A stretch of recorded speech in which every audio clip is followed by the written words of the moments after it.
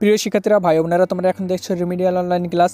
Remedial online ক্লাসের পক্ষ থেকে তোমার সকলকে স্বাগতম।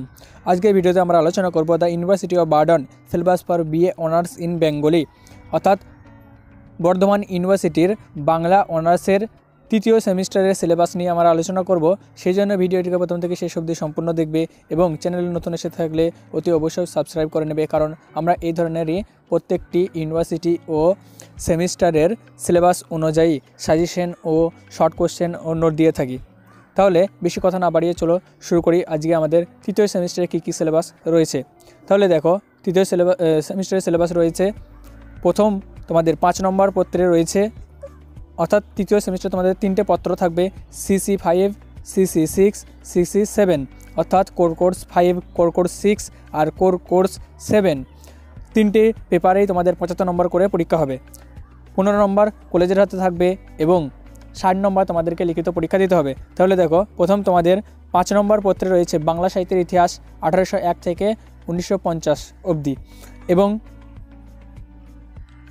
ষষ্ঠ পত্রে রয়েছে তোমাদের ভাষাতত্ত্ব এবং সপ্তম পত্রে রয়েছে 19 শতকের কাব্য। তাহলে এই সমস্ত বিস্তারিত পাঠ্যক্রমগুলো আমরা দেখে নিই। তাহলে দেখো, তৃতীয় সেমিস্টারে তোমাদের রয়েছে প্রথমে বাংলা সাহিত্যের ইতিহাস। বাংলা সাহিত্যের ইতিহাস থেকে কী কী পড়তে হচ্ছে দেখো, বাংলা গদ্যের উৎপত্তি ও বিকাশ, আলোচনা সূত্রে নির্বাচিত প্রতিষ্ঠান ও ব্যক্তির অবদান। প্রথমে তোমাদের রয়েছে Serampore mission, Fort William college, Rammohan Roy, Ishwarchandra Vidyasagar এবং ভবানী চরণ বন্দ্যোপাধ্যায়, প্যারীচাঁদ মিত্র, কালীপ্রসন্ন সিংহ। তাহলে বাংলা গদ্য সাহিত্যে উৎপত্তি ও বিকাশ, আলোচনা সূত্রে নির্বাচিত প্রতিষ্ঠান ও ব্যক্তির অবদান আলোচনা করতে হবে তোমাদেরকে।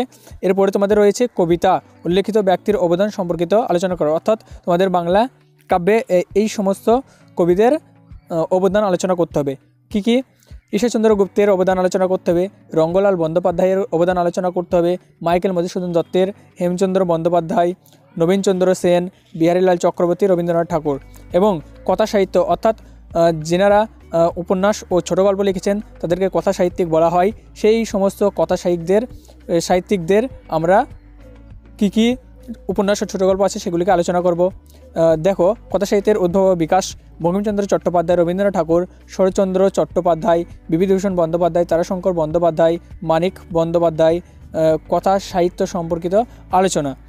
এরপরে তোমাদের রয়েছে নাটক, অর্থাৎ নাটকে কোন কোন লেখকের অবদান কীরকমভাবে রয়েছে তোমাদেরকে সেটিকে আলোচনা করতে হবে। বাংলা নাটকের উদ্ভব ও ক্রমবিকাশ সম্পর্কিত ধারণা, মাইকেল মধুসূদন দত্তের নাটক সম্বন্ধে আলোচনা করতে হবে। এবং দীনবন্ধু মিত্র, জ্যোতিরেন্দ্রনাথ ঠাকুর, গিরিশচন্দ্র ঘোষ, দ্বিজেন্দ্রলাল রায় আর ক্ষীরপ্রসাদ। এরপরে তোমাদের রয়েছে ক্ষীরপ্রসাদ বিদ্যা বিনোদ ও রবীন্দ্রনাথ ঠাকুরের নাটক রচনায় অবদান ও ভারতীয় গণনাট্য সংঘের ভূমিকা। এরপরে তোমাদের রয়েছে প্রবন্ধ সম্বন্ধে যে লেখকগুলি পড়তে হবে, অক্ষয় কুমার দত্ত, দেবেন্দ্রনাথ ঠাকুর, ভূদেব মুখোপাধ্যায়, বঙ্কিমচন্দ্র চট্টোপাধ্যায়, রবীন্দ্রনাথ ঠাকুর ও প্রমথ চৌধুরীর প্রবন্ধ। এরপরে তোমাদের রয়েছে পঠনীয় গ্রন্থ। এখান থেকে তোমাদের যে সমস্ত গ্রন্থ বইগুলি দিয়েছে, বাংলা সাহিত্যের ইতিহাস সুকুমার সেন, বাংলা সাহিত্যের ইতিবৃত্ত অসিত কুমার বন্দ্যোপাধ্যায় এবং বাংলা সাহিত্যের রূপরেখা গোপাল হালদার, বাংলা সাহিত্যের ইতিকথা ভূদেব চৌধুরী। এরপরে দেখো, তোমাদের ষষ্ঠ পত্রে যেটি রয়েছে ভাষাতত্ত্ব থেকে কী কী পড়তে হবে, বাংলা ভাষার উৎস এবং ইতিহাস ও যুগ বিভাগ, প্রাচীন বাংলা, মধ্য বাংলা, আধুনিক বাংলার কাল নির্ণয়, সাধারণ লক্ষণ ও ভাষাতাত্ত্বিক বৈশিষ্ট্য, ধ্বনির উচ্চারণ স্থান, ধ্বনির বর্গীকরণ ও ধ্বনি পরিবর্তন, শব্দতত্ত্ব, সাধুচলিত বাংলা শব্দভাণ্ডার, বাক্যতত্ত্ব, বাংলা উপভাষা। পঠনীয় গ্রন্থ কি দিয়েছে ষষ্ঠ পত্রে, তোমাদের ভাষার ইতিবৃত্ত সুকুমার সেন, ভাষাতত্ত্ব অতীন্দ্র মজুমদার, আধুনিক ভাষাবিজ্ঞান ও বাংলা ভাষা রামেশ্বর শাহ। এই বইটি খুবই ভালো বই, তোমরা এটি কিনতে পারো। এবং তুলনামূলক ও ঐতিহাসিক ভাষাবিজ্ঞান হুমায়ুন আজাদ। এরপরে তোমাদের সপ্তম পত্র, অর্থাৎ কোর্স 7-এ কী রয়েছে, 19 শতকের কাব্য, অর্থাৎ কাব্য সম্বন্ধে আলোচনা করতে দিয়েছে সপ্তম পেপারে। কী কী পড়তে হবে, বীরঙ্গনা কাব্য, মাইকেল মধুসূদন দত্তের লেখা, দুষ্মেন্দ্রের প্রতি শকুন্তলা, সোমের প্রতি তারা, দশরথের প্রতি কেকেয়ী, লক্ষণের প্রতি উর্বশী এবং নীলধ্বজের প্রতি জনা। এই ছিল। আর পরে রয়েছে তোমাদের শারদা মঙ্গল, বিহারীলাল চক্রবর্তী লেখা।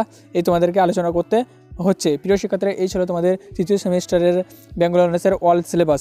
তোমরা এখান থেকে নোট ও সাজেশন পেতে অতি অবশ্যই কমেন্ট বক্সে কমেন্ট করে জানাবে এবং ভিডিওটি ভালো লাগলে অতি অবশ্যই একটি লাইক করে দেবে এবং বন্ধুদের সঙ্গে শেয়ার করতে একদমই ভুলবে না। ধন্যবাদ।